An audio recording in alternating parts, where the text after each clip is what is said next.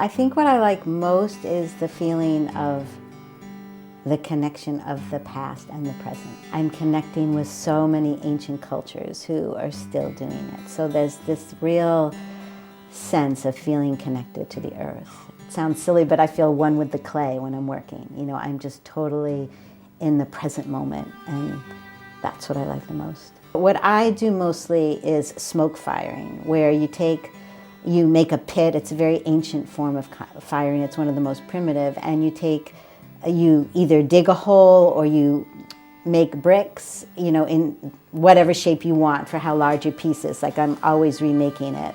And then you put about 3 to 6 inches of sawdust and you light it on fire, and then you put a lid on it. And what that lid does is it creates a reduction atmosphere. It takes out the oxygen. There's always a little oxygen getting in. You really don't have control.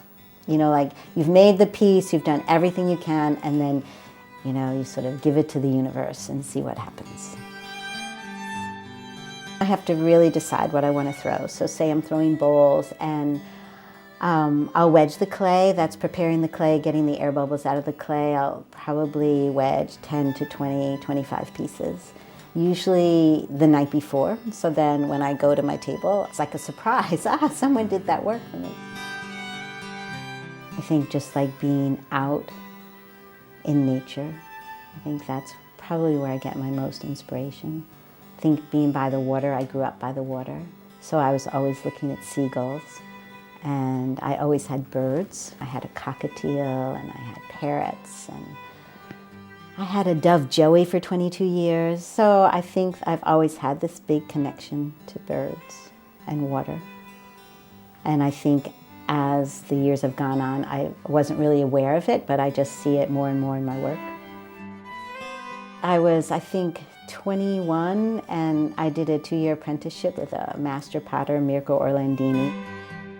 My brother was studying medicine. He was at Louvain Medical School, and my parents offered me a trip to go visit him and said, why don't you just use that as a place to stay. He was living on a farm, and my sister-in-law was in advertising, and she didn't have anything to do with ceramics, and she just said, well, I'll find out who are the best potters in Belgium and see if you can work with them. So she just did. And then it was a choice about being with someone who in the city or the country, and I decided to go into the city, to Brussels.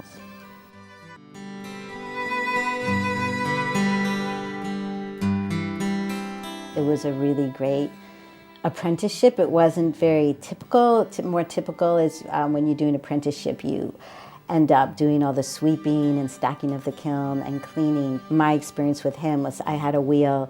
He had made his wheels, and there was his wheel and my wheel, and he was right there, and I got to throw like every day from 9 to 6 for 2 years. So it was a pretty amazing opportunity. It was definitely hard.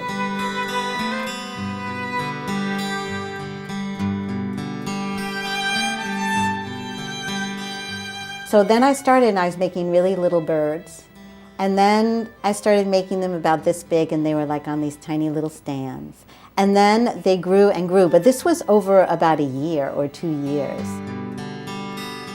The other animal I really do is goats. I just love the bodies of goats, the shapes of goats. And I used to have goats, and so I've spent a lot of time with goats, and I don't have goats now. And you know, my kids are always saying, just stick to the clay ones, Mom. Keep making them bigger and bigger. So I have been making them, you know, a lot bigger.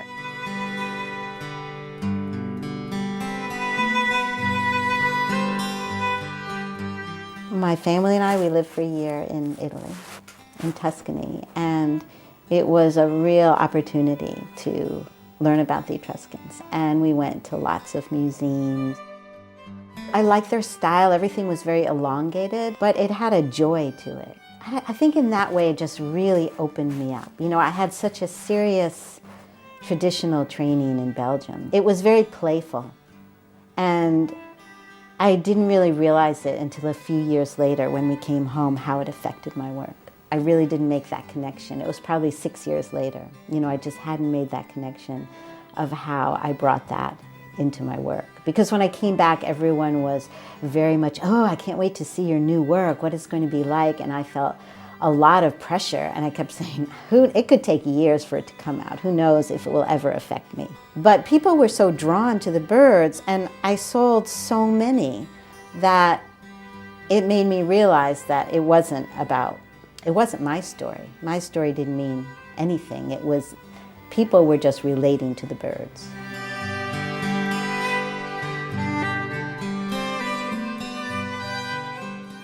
Pieces I don't like, I destroy. And I actually really like that. I love throwing it on the cement floor. It makes a good sound. Sometimes I'll just look around in the studio and I'll see all these pieces. I'll see some pieces and I go, I'm fed up with that piece, and then I'll break it and it will feel really good. If I find myself wondering about the piece, like if I say to myself, do I like this? Then the answer is no. Because on a piece that I really like, I never ask myself that. I always just teach at CVU in the evening. It's a really fun class for just people who at some time in their life did clay and they want to get back into clay. So all of them feed me, because I'm always learning from students. And sometimes it energizes me. Sometimes I'll come home after teaching and I'll just go into my studio, maybe work till 12. Other times I get up really early in the morning so I can have 2 or 3 hours of good work. And then I feel like, okay, I've done my work. I can do anything during the day now. But that feels good, that I have time of intense teaching and then time off. So I can really do my own work and create new work.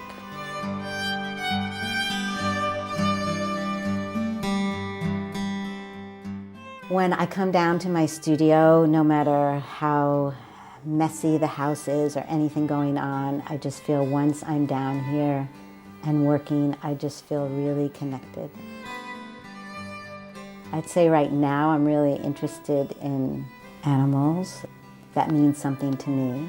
And I still really like throwing. I feel like I have that skill, so it's something that I know I can do, so I still do that. And I feel like my work just keeps growing and changing, and it's a way for me to learn more about myself. And I don't really think about what makes my work unique. I just do my work.